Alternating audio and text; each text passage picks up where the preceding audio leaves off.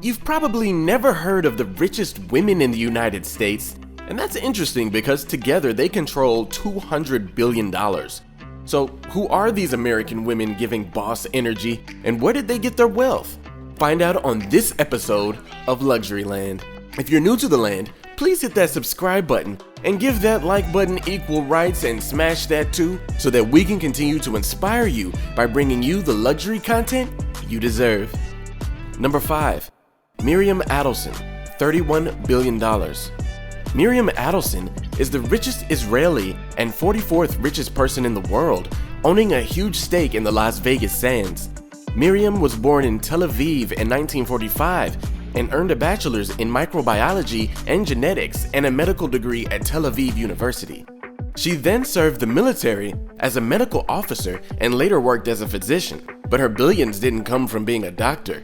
No.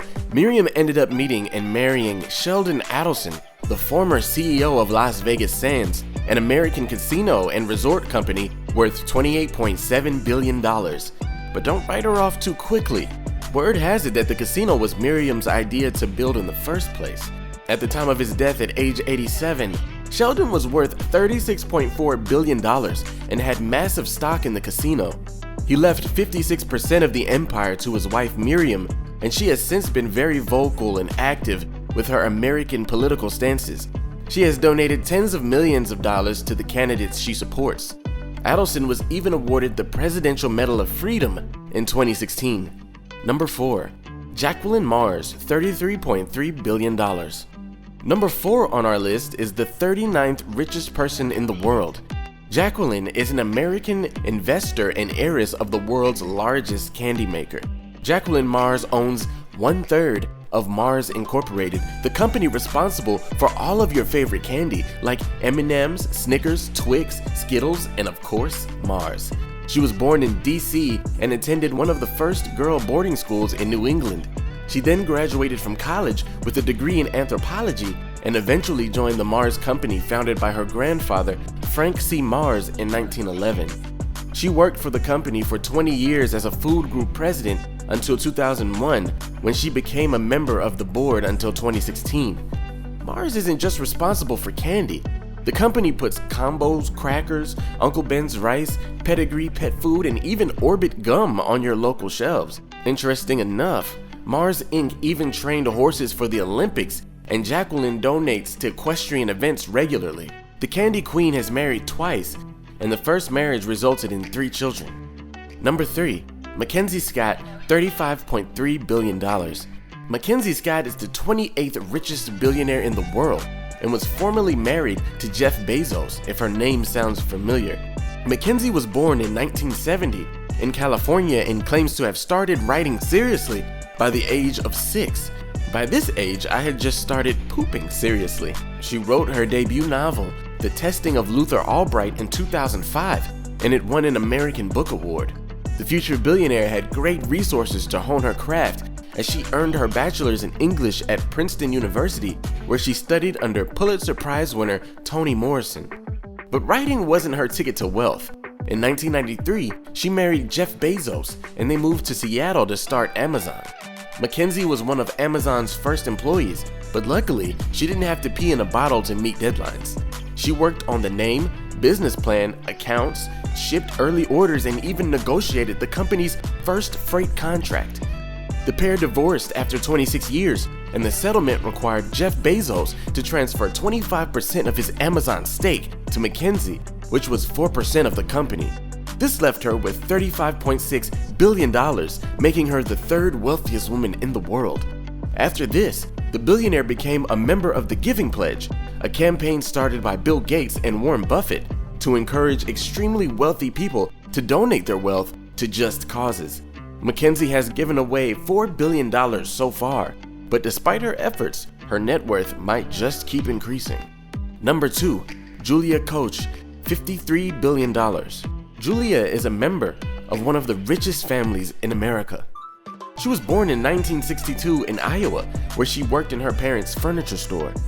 In the 1980s, she worked as an assistant to fashion designer Adolfo in New York, and she met her husband David Koch on what must have been the luckiest blind date in history in 1991. The date went terrible, however, and Julia almost fumbled the entire bag. They met again a year later, hit it off, and then got married in 1996. 1 point for the City Girls. In 2004, they moved to the legendary 740 Park Ave in Park Avenue, known to be one of the most luxurious homes in the world. After David's death in 2019, Julia and their 3 children inherited 42% of Koch Industries. At the time of his death, he was the 7th richest person in the world at $53 billion. Julia currently sits on the board of directors at Koch Industries, America's 2nd largest company by revenue and 6th largest in the world. The company brings in $115 billion annually, and they don't just deal in oil. They recently bought Georgia-Pacific, one of the largest manufacturers of paper in the world, for $22.5 billion. Julia is also the president of the David H. Koch Foundation that has given $200 million worldwide to science, medical research, the arts, and more. Number 1. Alice Walton, $66.4 billion. Alice Walton is the richest woman in the United States. Alice was born in 1949 in Arkansas and was raised with her brothers Rob, John, and Jim by her father Sam Walton. Sam Walton didn't do anything special, except the fact that he founded Walmart in 1962. Walmart grew into the world's largest company by revenue, earning $540 billion, and the family alone is worth $169.7 billion. For perspective, Walmart's net worth is larger than the GDP of several countries and employs around 2.2 million people. Unlike her brothers, Alice was too bougie to work for Walmart and instead uses her brains for other efforts. She worked as a money manager, equity analyst, and broker, and even founded an investment bank.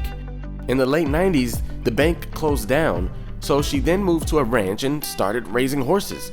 Once she got bored with that, she sold the ranch in 2015 and moved to Fort Worth to curate art at Crystal Bridges Museum of American Art, the museum she founded. When you're the richest woman in the US, these are just the things you do. When I'm that rich, I might build a 5-star restaurant just so that I can be a taste tester. These are the richest women in the United States. Who do you think should have been on the list? Who do you think will be here in the future? Let me know in the comments below.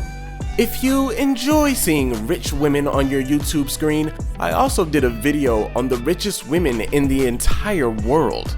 If you want to see that, it should be sitting right there on the screen. Don't forget to subscribe. We've almost reached our goal of 500 subscribers, and I couldn't be more grateful. And if you haven't already, please leave a like on the video, as that tells YouTube that you like us and want to see more. In the meantime, click a video on the screen to watch something you haven't seen. And thanks for visiting Luxuryland.